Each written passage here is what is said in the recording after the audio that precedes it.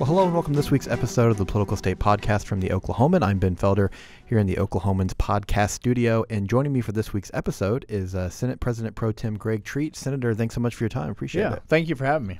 Well, hey, I want to dive in a little bit into your background and kind of your history, and this is the first year in leading the Senate, but we've got a legislative session starting in a matter of days from when this episode posts, and so I want to start with this question. When you think about this this upcoming legislative session, they all have, their own feel and tone and that kind of thing.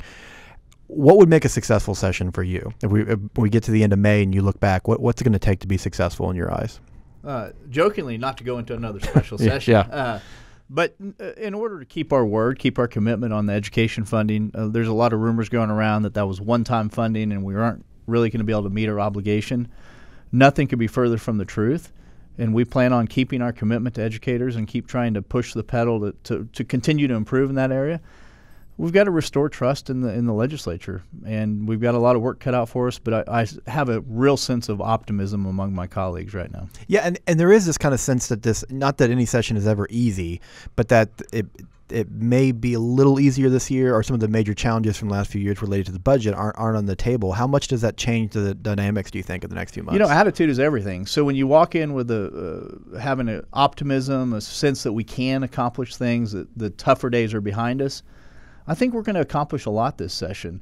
Now, a lot is going to be on government reform, budget transparency, like I said already, on education, criminal justice reform. But I think that the optimism is a huge deal because you've been out there the last 2 years. So one legislature, 2 years, plus two special sessions. Yeah. It was getting, people were getting on each other's nerves. It was getting very tense. It was tough with the 3/4 vote requirement. You were pitting party against party, members of Republican and Democratic Party fighting each other.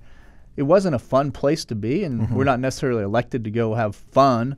So that didn't bother me, but there was no collegiality about it. I really believe that we've turned the page. I don't want to be naive. We're still going to have fights. We're still going to have disagreements.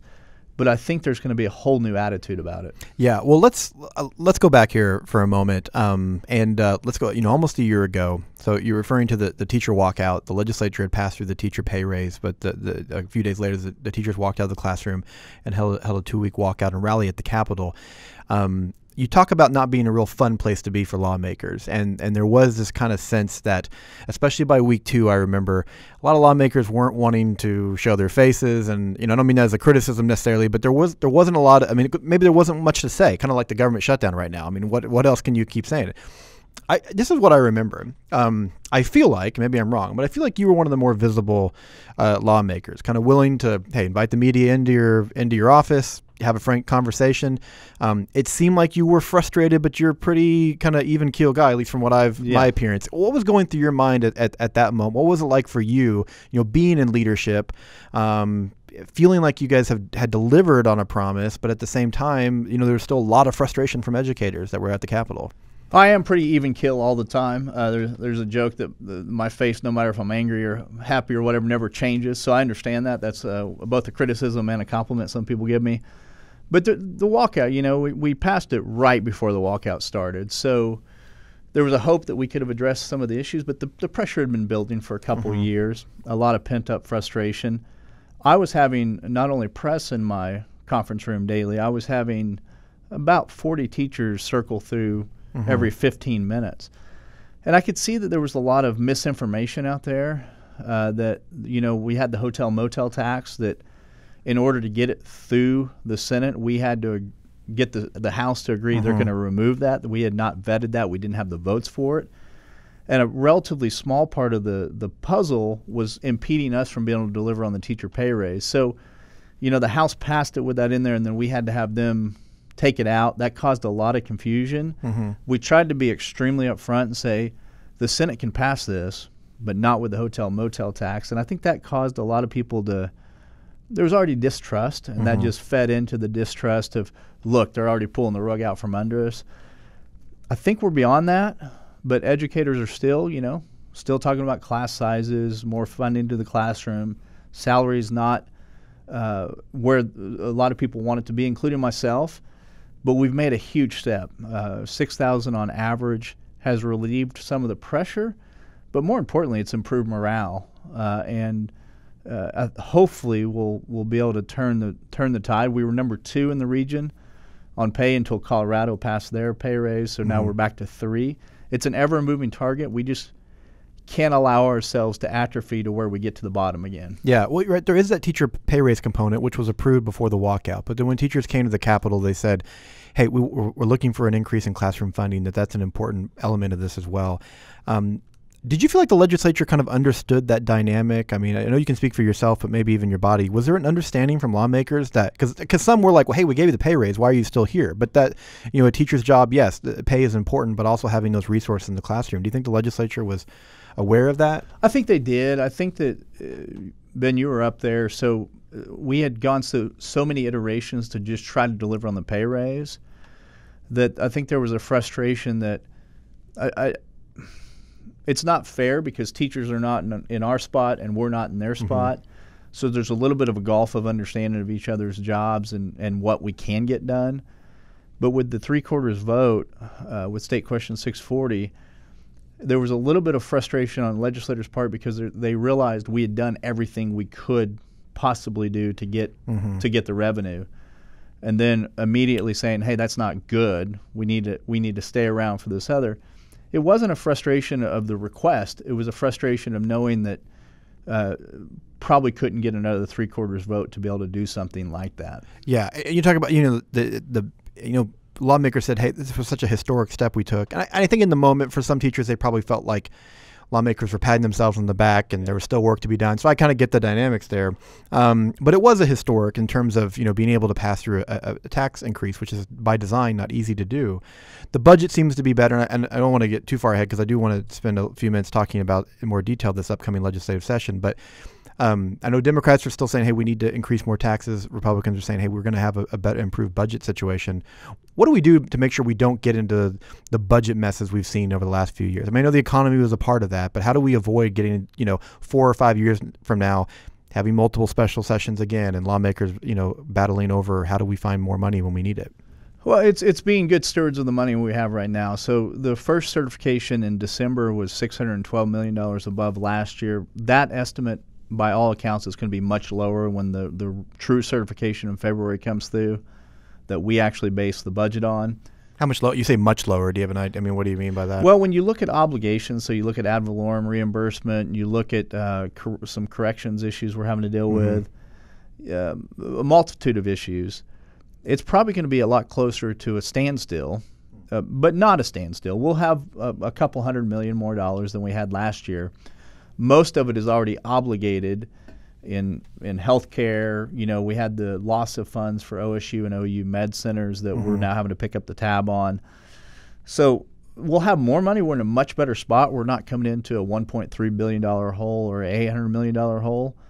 So zero is a huge improvement over where we've been before. We'll probably be in the $200 to $300 million range. That's a pure guess on my side, but I'm looking at revenues coming in, what the oil and gas in the budget, what we're basing those revenue estimates are. We're coming under on a barrel of oil. We're coming over on the MCF of gas. On the balance, though, I think it'll be a couple $100 million more. So, I mean, even whether it's flat or a couple $100 million more, I mean, there's still a lot of requests out there. Oh, yeah. Education, DOC, I mean, health. So there's still a lot of need out there. So even though we may not be in a hole, I mean, how are we going to see some fights over funding this year? Because there is, even if it's flat or just $200 million, that'll go quick. And there's still going to be a lot of other agencies that are saying they need to make up for the cuts of the last several years. So the vast majority of time I've been in the legislature since 2011, we've been trying to dig out of a hole. So I haven't really experienced the surplus side as much. We had 1 or 2 years there where we had some. So I really don't know what to expect. Legislators who came before me said it was always harder in a surplus year because everyone's fighting over a finite amount of additional money, and everyone's priorities are important. Criminal justice reform requires some money for diversion programs, but you also have the people who are already locked up in DOC, and they've asked for over $1 billion in new money. Education obviously is going to ask for more money. Healthcare authority, the ever-increasing cost of healthcare, not just on that side, but on the insurance side as well. But you know what? I tell those colleagues from years past, I would much rather be having this fight over how do we divvy up extra money than the fights we've been having over where do we have to cut, how can we minimize pain. So I'm excited about the challenge of trying to divvy it up, but the needs are probably going to always exceed the revenue. We're not going to go out there and start collecting a lot more revenue than we can spend. You can always spend it. We just got to make sure that we're trying to keep in the core areas of government and prioritize education and infrastructure and healthcare and reforms on correction. And I think we'll have a very successful year doing that. Yeah. Why are you a senator? Why did you decide to run for office? It's a good question. I was involved in politics, got involved in the pro-life movement when I was a student at OU. Took on a scholarship called the Cortez A.M. Ewing Fellowship at the University of Oklahoma. It really changed my trajectory. I was either planning on going to law school or med school, and got hooked up with my U.S. House member at the time, Tom Coburn, who ended up being a U.S. Senator. Did an internship with him, really just wanted to go out to D.C. because I couldn't afford to go out there on my own. So I applied for this scholarship and really changed the trajectory. I saw that good people were involved. They could make a difference. I came back, changed my major to political science and history, graduated there, and have been running campaigns in Oklahoma ever since. Helped run Dr. Coburn's race in 2004 for U.S. Senate. And then from there, I was asked to go run the program for the Republican Party known as Victory, which get out the vote effort. And I started to realize that my own state senator, Todd Lamb, was going to be elected lieutenant governor, and started thinking about, I'd like to do this. And did it, put together a grassroots team. There were 5 of us in that Republican primary. No Democrats filed that at that time. And it was a fun experience. You never know what you're going to get into. I was reminiscing with some of my coworkers the other day. You never think about the things you get involved. I didn't run to get involved in Department of Human Services and foster care and adoption, but I found myself right in the thick of that really early on. The ME's office here in Oklahoma City was they kept saying, it's not a safe work environment. It's not dignified for those humans that are being examined there. So I just went and dropped in on them. Never thought I would find myself in the middle of a freezer at a medical examiner's office watching an autopsy. When you run for office, it's those type of things. I was in Tulsa last week doing the same thing at their ME office. But, I've always been a fan of the American experiment and Republican form, not the big R Republican, but, the Republican form of government and people having representatives to make decisions. It's been a real joy to try to make a difference in people's lives, and I think as long as I can do that, I'll still be involved. Yeah. How did you kind of make your way into leadership? Was that something you knew right away that you wanted to be involved in? Or? No, I fought leadership when I first got there. I don't recommend it for any of my colleagues that are listening now that I'm the pro tem, but I actually took on the pro tem my first session. Great guy, Brian Bingman, tremendous leader of the Senate, but I disagreed with him on an issue, and I was too naive to realize that I wasn't supposed to fight him on the floor. And he said, hey, if you're interested in getting more involved, he's the one that got me more involved in Department of Human Services, the Pinnacle Plan, and all that. And when I got there, I didn't think I'd probably be the head of the Senate. But as I got more involved, just kind of organically moved up. Yeah. And so now you find yourself, leading the Senate, entering your first year in that position. What's your leadership style? I mean, kind of what's your message to the caucus behind closed doors? How do you conduct yourself as a leader of this body? I'm very blunt, very, very direct, and very much encourage disagreement with me within leadership meetings and caucus, because I don't want to go onto the floor of the Senate or out into a press conference and not realize that I have disagreement in the caucus. So if there's disagreement, I want to know about it, not to squash it, but to make sure that I'm on the right track and to argue it out. I love to argue. So, some leaders like people to rally around their ideas. And don't get me wrong, if we have a caucus agenda, which we'll be releasing shortly as our caucus, I'm going to be pushing as hard as I can to get that done. But I actually encourage disagreement, encourage people to challenge my way of thinking. Like I said, I love arguing. But Leadership style, we've been disjointed some. We've always had an agenda that has been 3 or 4 pages long, and when it's that long, it really doesn't say anything. It says everything, and if it says everything, it's nothing. Yeah. So I've encouraged my caucus to have a very brief 4 to 5 point agenda that we can actually judge ourselves on and hold each other accountable and be judged on. Mm-hmm. I know one of those items for you is government reform. The first bill from the Senate, yours, that would kind of create a kind of a congressional budget office type entity here. Tell me a little bit. Yeah, about LOFT, Legislative Office of Fiscal Transparency.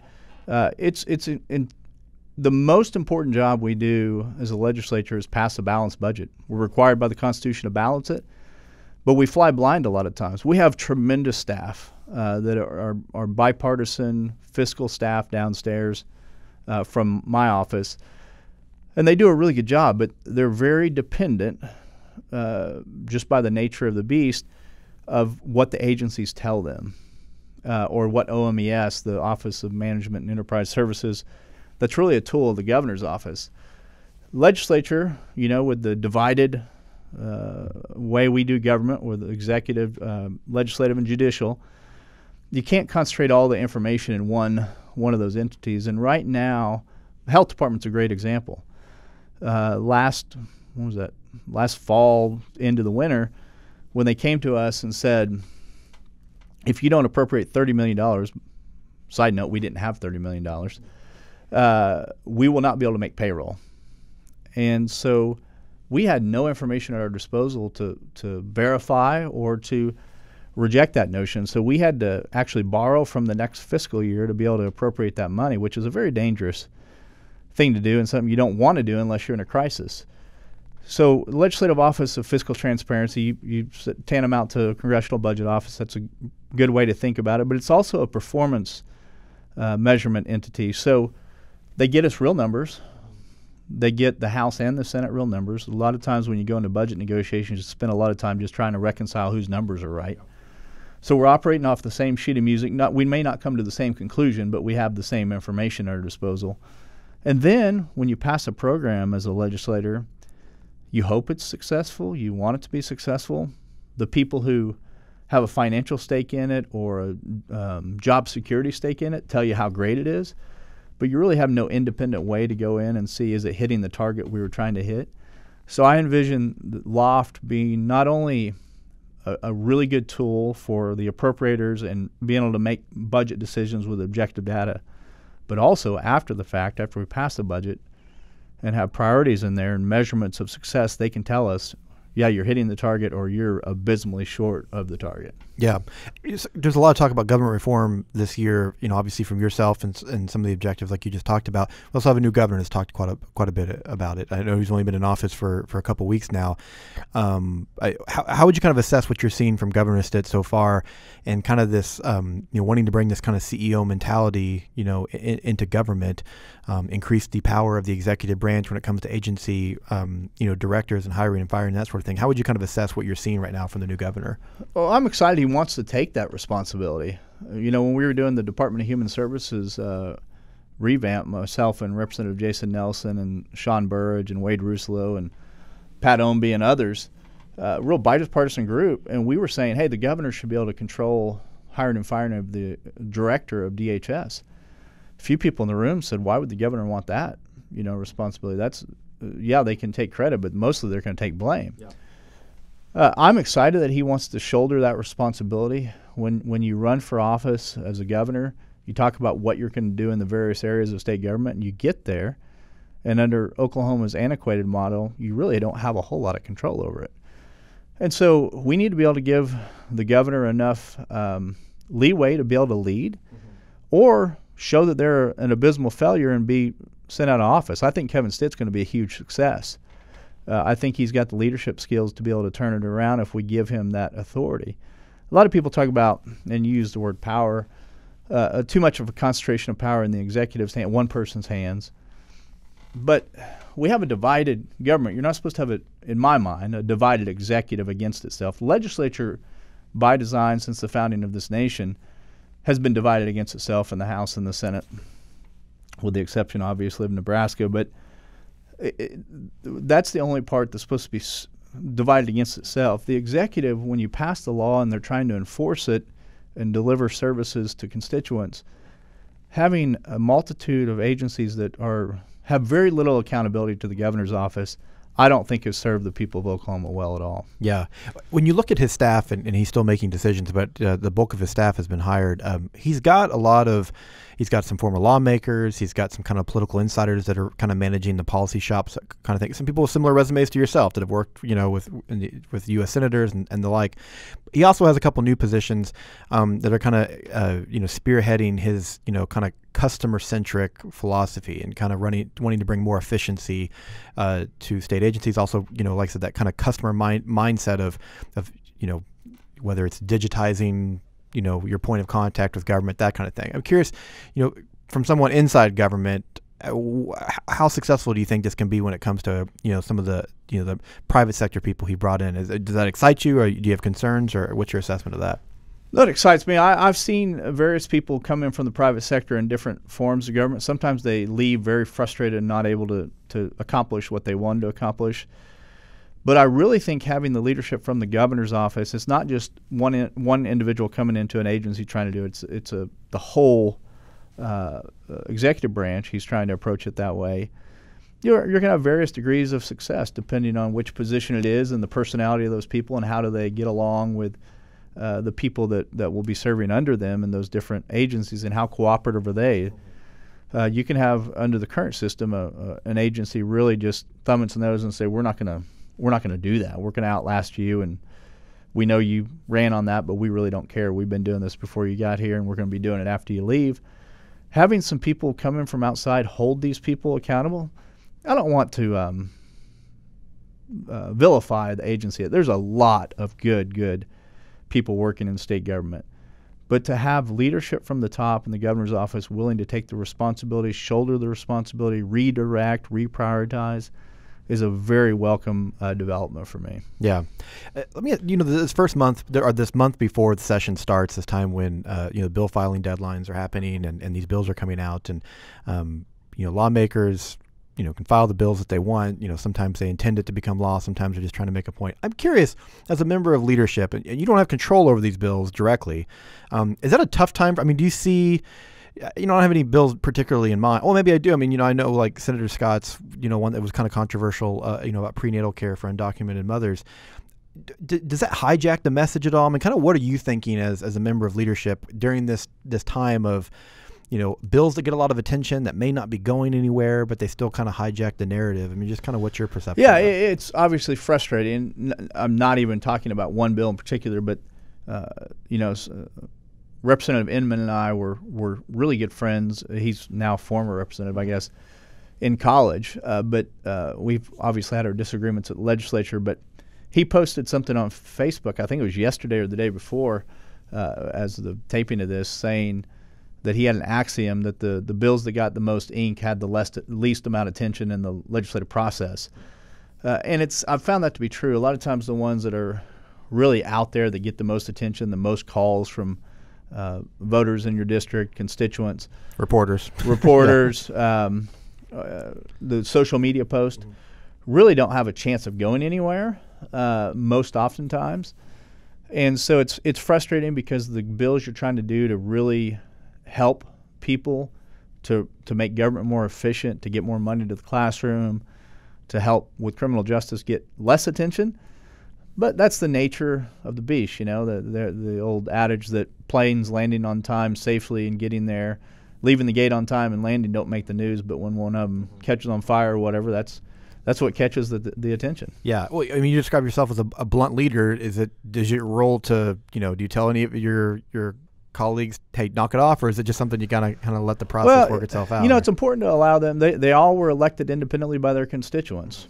We all have the same number of constituents. It's important to allow them to have some level of independence. But yes, my bluntness doesn't know an end on communicating with members.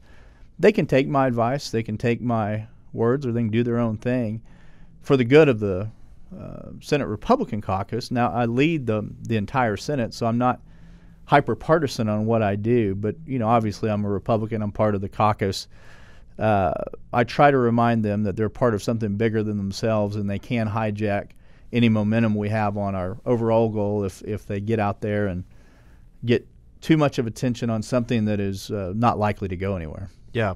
A day before we're sitting here having this interview, so at a budget summit, Senator Thompson was asked about Medicaid expansion. It's a big point for Democrats right now, and Republicans have been very resistant to it.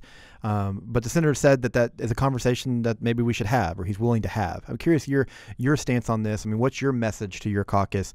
Democrats are going to push that this year. Are you supportive of Medicaid expansion, or are you at least willing to have that conversation? What does that look like to have that conversation? I'm willing to have the conversation if it's not just pure expansion, outright acceptance of Affordable Care Act or Obamacare. We have Insure Oklahoma. There's some opportunities there to expand some coverage. One of the real problems with the way the Affordable Care Act was drafted is it had a maintenance of effort requirement. So anything that you were doing prior to its passage, you couldn't curtail in order to expand in another area. And it really hamstrung some states in their flexibility, because we were talking about, at the time, 2011, 2012, when I first got in there, that, hey, we may be able to expand to some of these people that fall, the working poor. We may be able to help there if we curtail some of the other programs, reprioritize dollars, but we were not allowed to do that under the maintenance of effort requirement. The conversation is obviously, the minority party is obviously coalescing around that as something that unites them. Healthcare is an extremely important issue, and I won't shy away from the conversation. I don't know if a solution has been found yet that I'm gung-ho about, but I'm always open to new ideas. How do we increase people's coverage and make sure, especially in underserved areas, that we can get healthcare there? Could you envision an expansion-esque bill? Would you be okay with there being a vote in a committee over that? Or, I mean, I don't know if you've seen one yet, but I mean, is that something that, are you just completely against that idea of actually coming to a committee vote? I never say never on a vote. I'm not going to say we're never going to have a vote on this or that. I think there's a lot of emotion tied up in both healthcare and education in that discussion. There's a lot of misnomers at some of the hospitals that have closed. It was exclusively because we didn't expand Medicaid. There's some other factors that go in there that are happening in states that did expand or didn't. There's a real consolidation within the healthcare industry nationwide right now. So there are no easy answers, but yeah, I'm open to the discussion. I haven't read through every bill yet, but yeah, I'm not going to just have a decree from on high saying no bill shall be heard that does that. We'll let the committees vet that out. Yeah, we just got a few more minutes left here, and I want to. One thing I wanted to ask you about is you talk about healthcare and education. A lot of these issues right now, there's a big kind of rural-urban divide. I mean, you talk about these hospitals that are closing some rural areas. The Republicans this last year in the election had gains, and they were all mostly in the rural areas. This kind of political urban-rural divide continued to increase. You're an urban lawmaker, though. Is it getting more lonely as a Republican in Oklahoma City, or just kind of? And you lead a caucus that's mostly rural right now. Not to say that a city slicker can't understand rural issues, and I think you've got some things in your background that say that you can. But just kind of, how do you handle that dynamic? Yeah, there's a big ongoing fight between my friends. I'm from Catoosa, Oklahoma. Yeah. And I like to say that's rural Oklahoma. They say it's suburban Oklahoma. When I grew up, there was more rural. There may be an argument to be made it's suburban, but lonely, no. I still walk my neighborhood, meet my constituents. There's a lot that's changed in the electorate since I first got elected. The number one issue by far when I first got elected and was knocking doors was property tax issues, the ever-increasing property taxes in Oklahoma County. Seemingly ever increasing, not seemingly, really, ever increasing. Now, when you knock on doors, I had a re-election in 2016, and I've knocked doors a lot for other people in 18. Every door is about education, and how do we do something there, or a federal issue that we have no control over. So no, I'm not lonely. There is a balance to be had there on the rural urban. The needs are much different. We talk about what's happening here in Oklahoma City on their plan to close some schools and stuff to maximize the dollars. That's not an issue that's going on in rural Oklahoma right now. So we talk past each other from time to time, but we're all the vast majority of us have moved in from some much smaller community into Oklahoma City, especially in the area I live. My kids go to Deer Creek. We live in that area. So I don't feel lonely. I feel pretty welcome. I've always been one that fits in many categories. Yeah, and don't get me wrong, that area is still a pretty Republican area, and a lot of the where Democrats did make some gains was kind of more in the inner city, but kind of the northwest Oklahoma City area as well. I'm concerned though, really am, and I'm trying to figure out ways along the Northwest Expressway corridor up northwest. Education is a key component of whether or not we keep our neighborhoods strong, and whether people still want to live in that area. My entire district, people move there for educational opportunities. You look at Edmond, you look at Deer Creek, you look at Putnam City North, you look at Bethany, you look at Piedmont, all of which have kids that go to those schools. They all move there one way, shape, or form for the educational system. So this is a very near and dear topic to my heart and to the heart of my district. Yeah, I mean, it was a big issue in the House race up there as well for people up there. So, well, Senate President Pro Tem Greg Treat, thank you so much for your time.